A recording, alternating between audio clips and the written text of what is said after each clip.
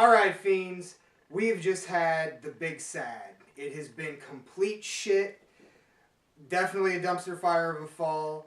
So, it being Yule and just let's up the spirits a little bit. Remember our loved ones that have passed, because I know a lot of people have lost people. And I'm gonna sit down with my friend Nate, and we're gonna put a playlist together, and we're gonna play some D&D. So tonight on the Midnight Chamber, it's the first and hopefully many playlists.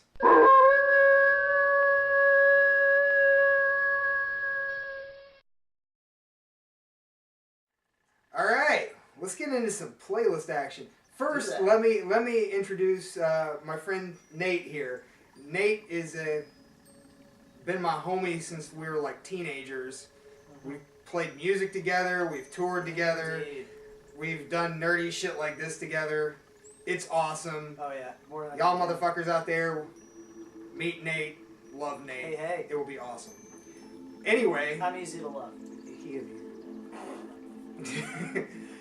So, D&D, my 5th edition main book. So, yeah, D&D. When you just want to get with your friends and you don't want to do anything too crazy, but you want to just have some fun, you bust out the books, you make a character. Mm-hmm. Yeah, absolutely. So, what do? You throw on a playlist. Absolutely, totally. What kind of musical memories you got with some D&D? With D&D, to be honest, a lot of time when we were playing D&D, I don't remember listening to a whole lot of music, but I do have a lot of music that I associate with D&D role playing games. Mainly because of the lyrical content or the imagery, the musical stylings, those sorts of things. So really as a metal guy, I've been a metal guy most of my life. As a metal guy, the one act that really fits that bill the best for me is Dio. I mean, number one. Of course. I mean, and the song that I chose for this is Sacred Heart from the album Sacred Heart. Let's be real. Dio is like sword and sorcery metal. Oh yeah. I mean, you could pick any number of songs to put on this. Fuck, you could put Holy Diver on this. Well, yeah. Especially for anyone who's playing a paladin. Yeah, totally. Yeah, as I did often. Yeah. Yeah, but I chose this one because it really it has like a quest feel. It's got this really plodding groove, lots of big chords. It's kind of melancholy sounding, kind of lonely, and then of course it has Dio lyrics, which are cryptic and hardly anybody really understood what they meant. And Ronnie wasn't really talking about it. No. And let's be real, this playlist is probably going to be kind of metal heavy because metal is notorious for sword and sorcery kind of, tunes. Yeah, they really did kind of overdo it sometimes on the which kind of leads us into, number 2. Number 2. And that's Glory Hammer with Magic Dragon. And oh yeah. Glory Hammer is Christopher Bowles of Ailstorm's side project, if you could call it a side project. Really? Yeah. I didn't know that. Yeah, he's the keyboardist of Ailstorm. And they're, a Swiss-based band, and it's just pure sword and sorcery power metal.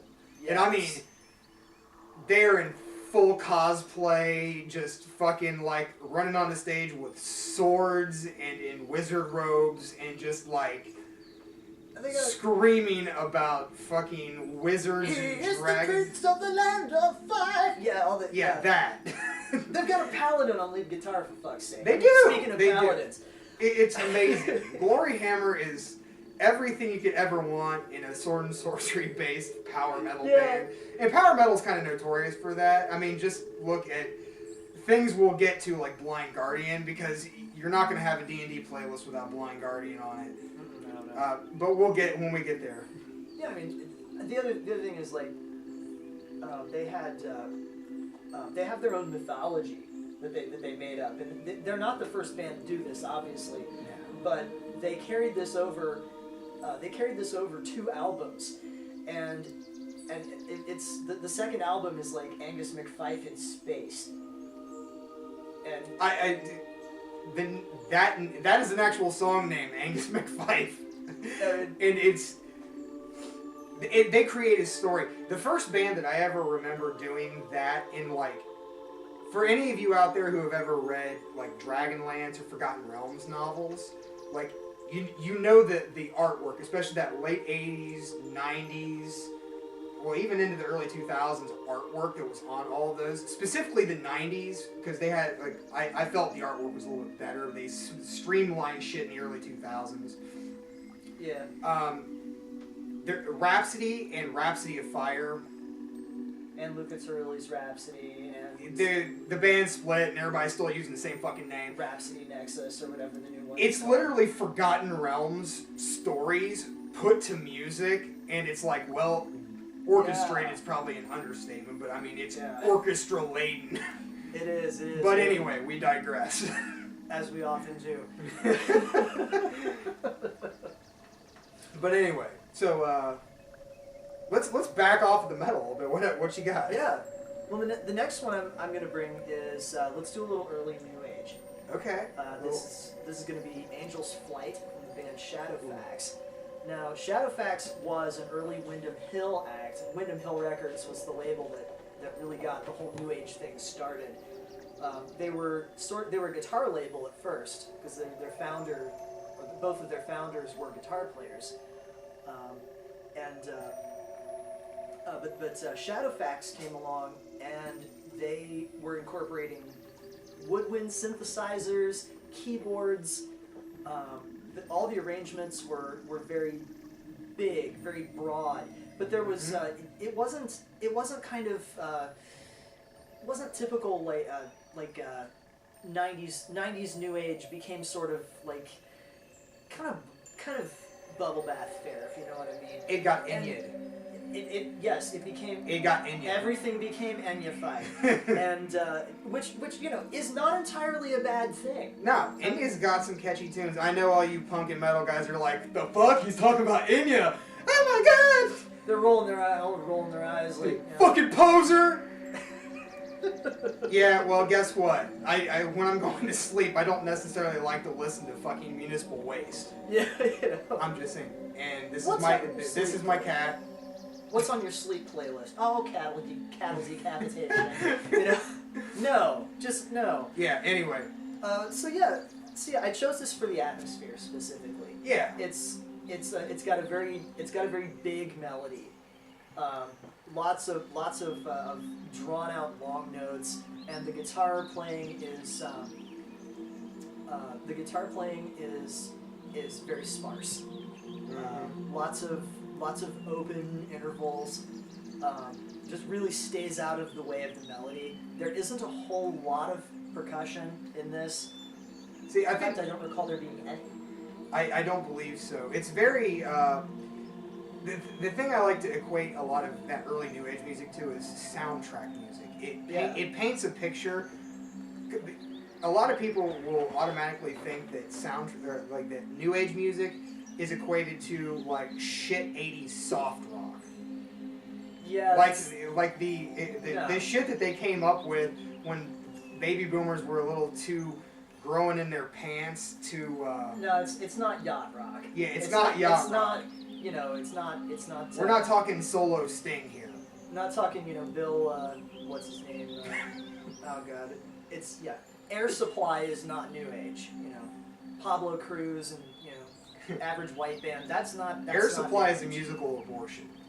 Oh yeah. I think I might go that far. Yeah, yeah. But like Shadowfax was one of the pioneers where they crossed prog into the more ambient and oddball world music stuff. Yeah, and let's talk about the world music for a second. Well, actually, hang on. World music is great for D&D. It really is. And like there are a few genres where you could just put on one album and it'd be good for your D&D game. And one of those is Dungeon Synth.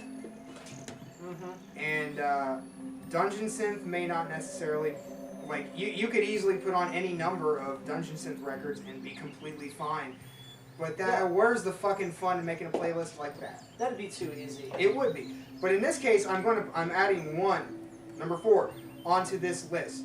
And that is Lunar Womb, which is the band name. And the song is called The Awakening. Lunar Womb is a late 90s, 95 to 99 Dungeon Synth project by Henry Sorvali, who's the keyboard player of Moon Sorrow and the keyboard player of Fintroll. Before we get going too far, it's probably better explain to these fine people what Dungeon Synth is. Okay, so Dungeon Synth is a genre that is world meet Aurora. Aurora meet the world. Dungeon Synth is a genre that is fantasy soundtrack-esque music, but it derives from the ambient works from black metal guys. Yeah, they very much wanted to incorporate video game music into the sound. Which Henry Sorvali does video game music. Yeah. So I mean, it's that kind of vibe, and it's perfect for just like, you know, chilling. It's perfect for, you know, just anything of this nature. And in this case, The Awakening, Lunar Womb was one of the first Dungeon Synth albums I ever got into. Fantastic. Now that being said, not everything that Henry Sorvali does is fantastic. Because he's in Moon Sorrow. I seem to recall us having been bored by that band before. Yeah, so not to digress too much, but we were on tour with his old band Lunarium, and we were in St. Paul, Minnesota. In the middle of November, I might add. Yeah, in the middle of November. Whose brilliant idea that was. Vikings! That's whose fucking idea yeah, it was. Okay, fair enough. So we're in the land of Vikings, and there were all these amazing European bands and U.S. black metal and pagan metal bands playing. I mean, Metzital, Ancient Rites, Woods of Ypres, yes, so on and so forth. It's just this fantastic lineup. It was good. Yeah. And one of the headliners was Moon Sorrow, and we literally stood in the crowd and yawned the whole fucking time, because a band that can put a 45-minute EP out with 2 songs, two fucking songs. Maybe it's my horror punk background. 30-minute songs just don't necessarily do it for me unless it's sleep. Okay, yeah. I mean, if you want to, you know, listening to Dope Smoker all the way through is it's not hard because it changes. It does very interesting things. And I'm not saying Moon Sorrow doesn't, but they do less things. They don't really ramp it up as much as I'd like to. And I understand, you know, it can't be you know, blast beats and tremolo picking for half an hour because your hands would fall off. But Emperor. I guess that I guess they don't do that. Yeah. I mean, and I get it. The whole point is, you know, to be as epic sounding as possible, and, you know, to invoke the atmosphere of you know, the grim and frostbitten forests of, you know, Abazabagarath or whatever, you know. But yeah, that's so Dungeon Synth. It is absolutely perfect for D&D because it's really kind of written for it. It is. With gaming in mind. In some cases, the cover art is like they will straight tell you this is for your D&D game. Yeah. Now, except for all the racist fucks like Varg Vikernes, who he basically kind of pioneered Dungeon Synth, and the whole point was not to make a soundtrack to a D&D game, but to talk shit about Jewish people. Yeah, fuck Nazis. Yeah, fuck Nazis. Right in the ear. And don't bring your Burzum hate at us because whatever. Actually, bring your Burzum hate. Don't bring your Burzum like apologies. Yeah, the Burzum. Yeah, I don't want to hear about how Nazis are, you know, how you know, that's some kind of a race war or something like that. I don't want to hear it. You know, Right. with dungeony, you know, pop music like that. You know, that's the one point in time where I kind of want to leave my politics at home. Yeah, And I as- mean, and anyone- D&D is to let your brain decompress. Yeah. So, okay, well, speaking, what's your next one? My next one. We're Yeah. on number 5. Number 5 is, if I can move this kitten for a sec. Can I just give you this? Yes. It's dangerous to go alone. Take this. This is my familiar. So, so the next. Oh, she's a good one. So the next one I've got is the song "Hunt the Blarney Cat," which is kind of appropriate, by the band Avalon Rising. Now, Avalon Rising is like, it's kind of like what I'd like to call a medieval jam band. There are bands like that out there. They're Yeah. not common, but there are like.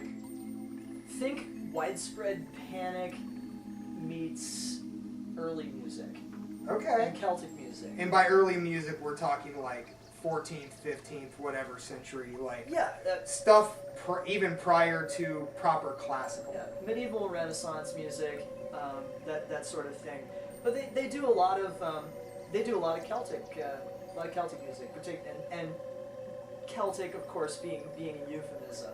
It's you know, that word really doesn't have a whole lot of meaning anymore, unfortunately. The only time Celtic music means Celtic music is when it's from Ireland or Scotland. Well, I mean, it's not so much that, it's become so watered down. It's more of a marketing term than anything anymore. It is. It is. But they take a lot of Irish traditional music, Irish and Scottish traditional music, and they'll do sets like you'd see at a trad session. Okay. Yeah. And but they've also got electric guitar, bass, and drums, and their guitar player is serious. I mean, he's incredible. He's also their lead vocalist. He's got kind of an Ian Anderson thing going on. Ian Anderson from Jethro Tull. Yeah, and these guys have some pretty serious nerd cred. They were the entertainment at the post release party for Lord of the Rings: Return of the King. I mean, That's street cred. that's serious cred. They do the convention scene. They've done some Ren fairs, although their music's a little too modern in sound for a lot of Ren fairs. Ren fairs are really picky. They are, and they kind of should be. I mean, They should be. You don't want True. You don't, I wouldn't want like a hip hop act or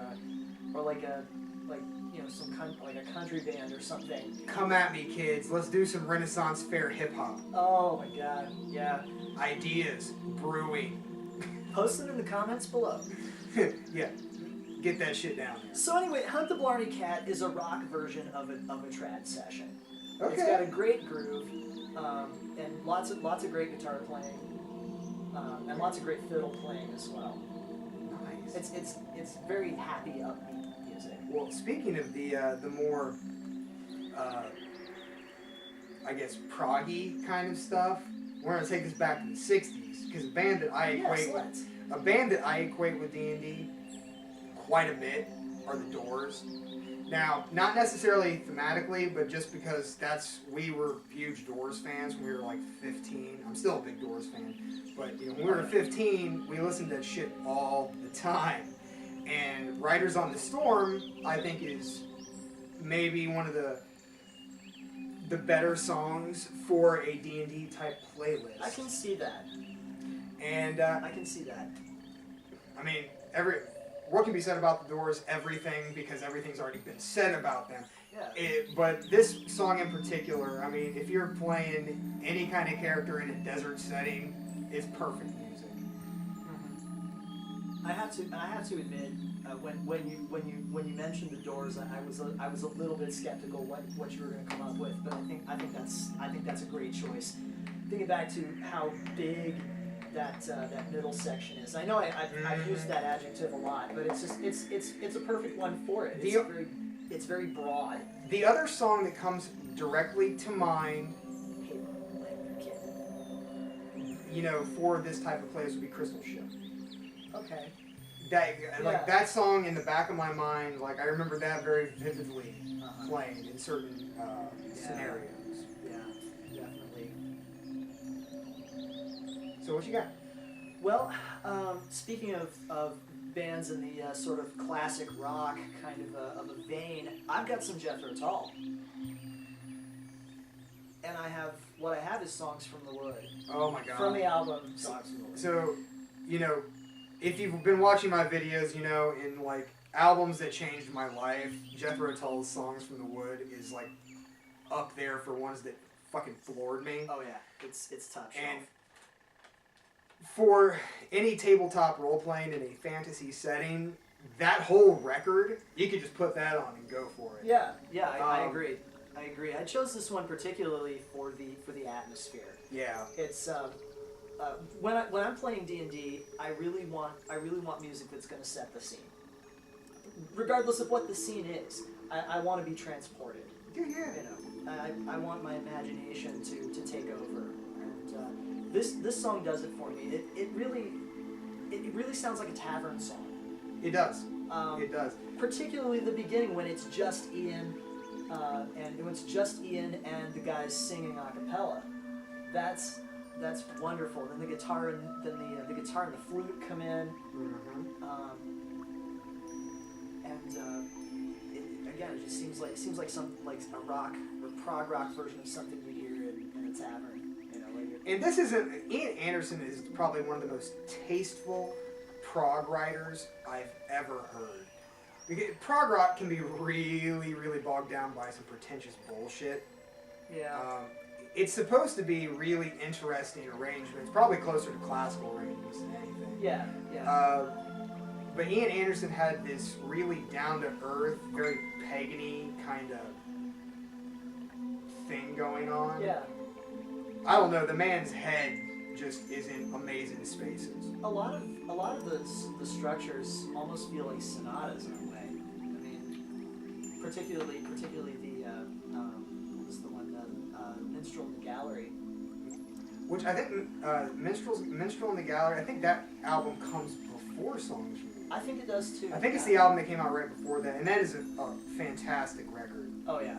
Really, all the '70s Tull stuff is just fantastic. Everybody knows Aqualung though. That's like the big record. Oh yeah. It's a great record. Oh, it is a good record. It's, I'm definitely not knocking it. Yeah. So let's stick with that kind of vibe, and I'm going to really hit the Ren Fair scene with this next one. There's a band called Saxon Moon. Okay. They play Ren Fairs. Like, they are straight in your face, Renaissance fair fucking music. Nice. And they have a song called Will o' the Wisps. Okay. And they actually, I feel like they're just, I don't know, 2 unicorn hairs shy of being a prog band. Okay. And, but yeah, I mean, they're Houston based, so they've got the big Texas Ren Fair. Oh yeah. Which, if anybody from Texas watching this has ever been to the Ren Fair down there, it's goddamn huge. Yeah, I mean, it's the size of a small city or something. It's enormous. I mean, the Ohio Ren Fair is nice, but fucking hell. So there's a lot of Ren Fair music would be appropriate for D&D. What made you choose this particular tune? I like Saxon Moon. It's good reason. I mean, I'm not familiar with every single Ren Fair band out there, and I'm not going to be pretentious enough to pick our band. Yeah, maybe not pretentious as much as self-serving. Okay, it can be easily self-serving to pick our band when it comes to that, but yeah. In this case, Saxon Moon is just absolutely fantastic, and they make a good addition. Nice kind of sing-along vibe that has that medieval flavor. Mm-hmm. Speaking of medieval flavor. Yes, speaking of medieval flavor. A band that both of us were talking about earlier, that if there is one band that we can pinpoint that reminds us directly of our teenage years and playing tabletop role-playing games, it's Led Zeppelin. Folky tavern song vibe is what I'm going for here again, and of course it's the Battle of Evermore. Zeppelin 4. Zeppelin 4. Yes. What can we say about Zeppelin 4 that hasn't already been said? Well, Stairway to Heaven's not the best song on the album, but it's a damn good song. I agree. I think Four Sticks is a really good one. And Misty Mountain Hop is easily one of my favorites. I mean, that whole that record. I mean, it's like someone fucking read Lord of the Rings right before they went into write lyrics for it. Yeah. I mean, there's imagery from those books all over this album. I mean, this one particularly. I mean, the Battle of Evermore. It's inspired by Tolkien so heavily. I mean, they're talking about the ring wraiths and battling the forces of evil, and 9 times out of 10, if you want Lord of the Rings inspired shit these days, you're either gonna find it in power metal or the overly saturated dungeon synth scene, which is like 85% Lord of the Rings albums. So much of not that. even inspired, they just straight jank it. Yeah. But again, this is one of those things. This is one of those things that had to be on this list because of its lyrical content and its vibe. It's all acoustic, and I think we burned through at least 1 or 2 copies of Zeppelin 4 in like '95. It wouldn't surprise me.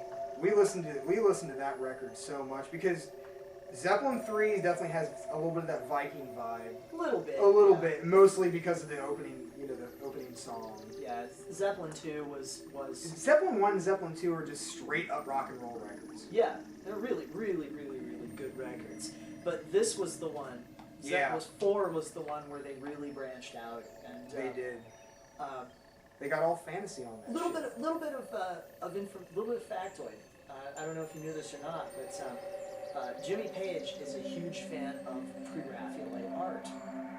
Really? Yeah, he there was a pre-Raphaelite painter, sculptor, and tapestry maker, Edward Burne-Jones, and Burne-Jones did a series of I want to say 6 tapestries detailing the quest for the Holy Grail, and impressive. The attainment of the Grail was the one in particular I'm looking at. Jimmy Page actually owned that for a while. Impressive. And he had it in his house until he actually lost the ability in his house to display it. He gave it to, I think, Sotheby's or Christie's. It went for several $1 million. But yeah, I mean, he's a huge fan of that style of art, as am I. We can hope one day that horror punk art will sell for millions of dollars. Here's hoping, But it's the medievalism on this record, and it really kind of plays into where the counterculture was going at that point in time. People weren't rebelling anymore. Well, okay. Let me change that. The hippies were turning their bell bottoms and peace signs in for business suits and 401k plans. More importantly than that, they were turning in their